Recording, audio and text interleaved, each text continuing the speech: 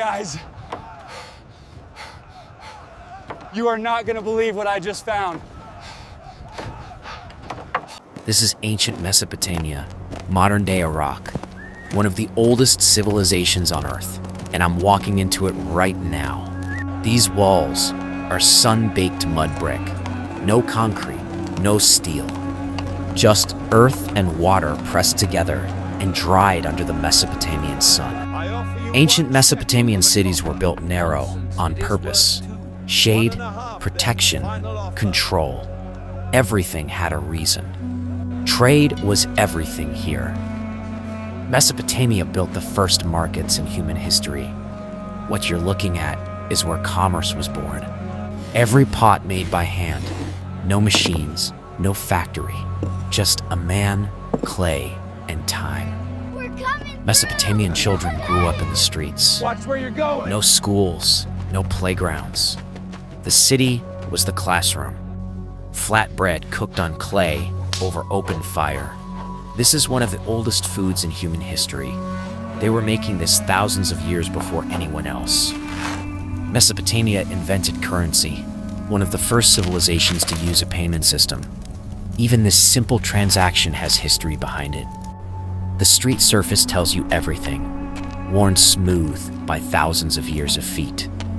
This city is old in a way that's hard to put into words. In ancient Mesopotamia, the well was everything. No running water. This one spot is where the whole community survives. This rope has probably been replaced 100 times. But someone has been drawing water from this exact spot for generations. Mesopotamian cities were built in layers. Streets, then alleys, then doorways. Each layer more private than the last. Mesopotamia sits between the Tigris and Euphrates rivers, the most fertile land in the ancient world. That's why the markets look like this. Spices in ancient Mesopotamia were currency. Some of these were worth more than gold. Grain grinding was daily life for women in ancient Mesopotamia. Hours every single day just to make flour. Same motion, every single day. Mesopotamian women fed entire families this way for thousands of years. In Mesopotamia, elders were everything. Knowledge passed mouth to mouth. No books, no records, just memory. A face like that holds more history than any library. Livestock moved freely through Mesopotamian cities. Animals and people shared the same streets. That was just normal life. Mesopotamian city life was loud and communal. Everything happened in public. Privacy was not something this culture valued. Something outside this city has people talking. In a place where news traveled by word of mouth, that means whatever it is, it's big. Not everyone was laughing, and that's what got my attention. When the sun drops in Mesopotamia, the city transforms. The heat breaks, the pace drops. This is when the real conversations happen. Ancient Mesopotamian cities shut down with the sun. No electricity, no streetlights. Fire was the only thing standing between the city and total darkness. A sleeping mat, an oil lamp, a bowl of food. This is what shelter looked like at the beginning of civilization. Flatbread, figs, olives, dried meat. The Mesopotamian diet was simple and completely functional.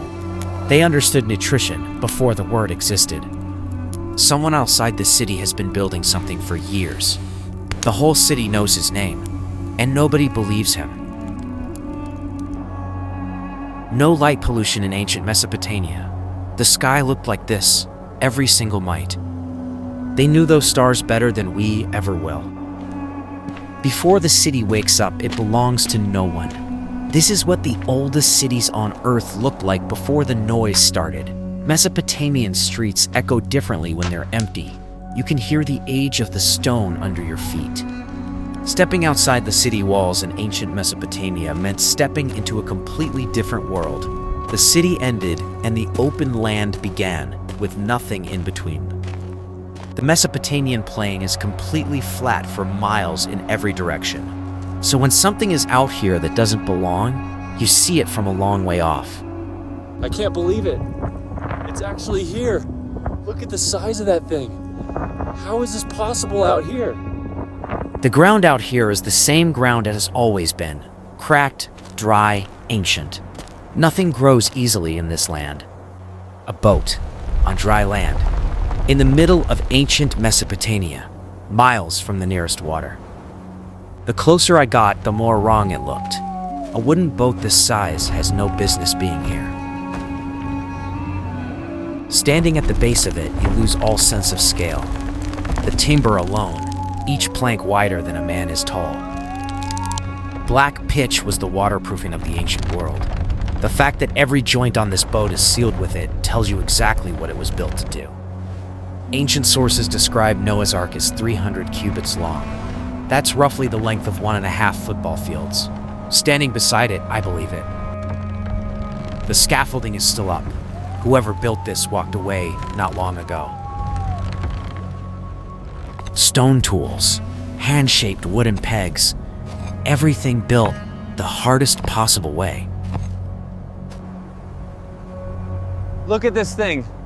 Look at the size of it. There is a door and a ramp. This thing was built to be entered. Ancient texts describe the ark having one door, one way in, one way out. The interior is enormous, divided into sections. This is not a boat built for people, it's built for cargo. Ancient records describe the ark having 3 levels. Standing inside looking up, that tracks.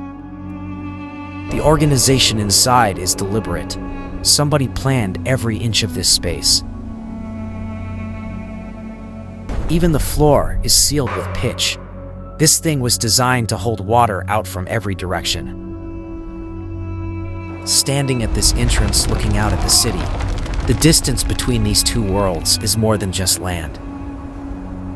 Coming out of that ark after being inside, the scale of the outside hits you all over again.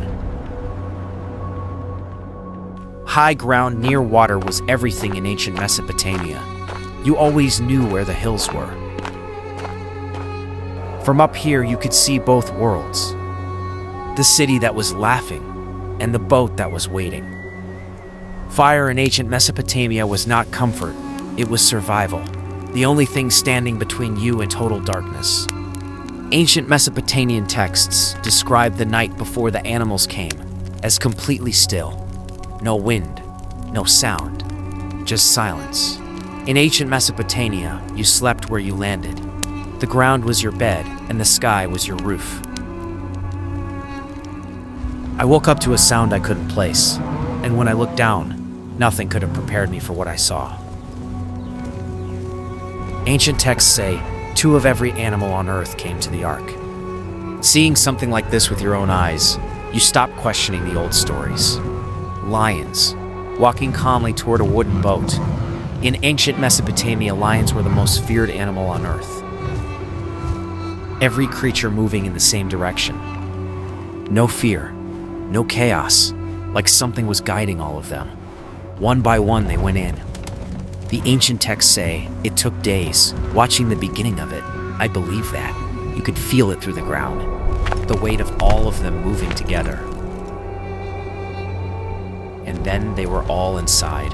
The plane was empty, just tracks in every direction, all leading to the same door.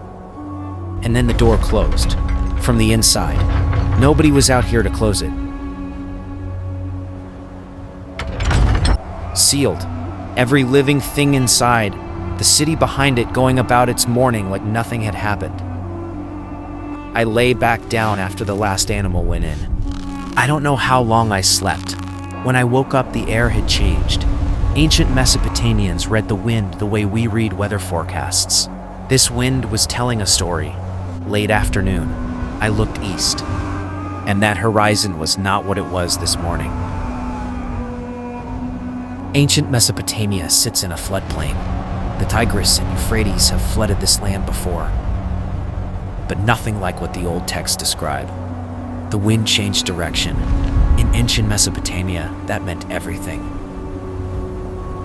That city has no idea, and there is no way to warn them. Ancient Mesopotamian texts describe the days before the flood as completely normal. Clear skies, no warning, nothing. That is not a normal horizon. Whatever is coming, it's coming from the east. The earth is already reacting. The wind, the grass, the air, everything shifts before the water does. Ancient texts say the people of the city were eating and drinking right up until the rain started. Nobody stopped. Nobody prepared. Something is coming. I don't know what it is, but something is coming. Ancient Mesopotamian flood accounts describe a rain that lasted 40 days and 40 nights. Looking at that horizon right now, I'm starting to understand how that was possible. And then the first drop fell. In minutes, the sky went from blue to this. Ancient texts say it happened exactly that fast. The rain didn't build slowly. It came all at once, like something had been opened up above. Ancient Mesopotamia sits on one of the flattest plains on Earth. When water comes, there is nowhere for it to go. It's been raining for 20 minutes. The ground is already gone. The water rose faster than anything I had ever seen. This was not a flood. This was something else. Ancient texts say the people of the city had no time. Looking at this, I understand that now.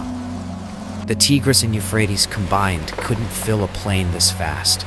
This water was coming from everywhere at once, and then it lifted. That thing that had sat on dry earth for years, it just lifted off the ground. It was built for exactly this moment. Every joint, every plank, every drop of pitch, for this exact moment. The entire Mesopotamian plain was gone, underwater, in hours. This is where I am right now, hanging onto a branch. And that thing ahead of me is the only reason anyone survived this. Ancient texts describe the flood covering every mountain on Earth. Standing, floating in the middle of this. That does not seem impossible. Everything the city ever was floating past me right now. Ancient accounts say it rained for 40 days and 40 nights without stopping. On day one, I already understand how that was possible. That man built that boat on dry land and everyone laughed at him. Nobody is laughing now. I don't know where the land is. I don't know how deep this water is. All I know is that boat right there is the only thing that matters right now. Subscribe, guys. We are going somewhere even crazier tomorrow.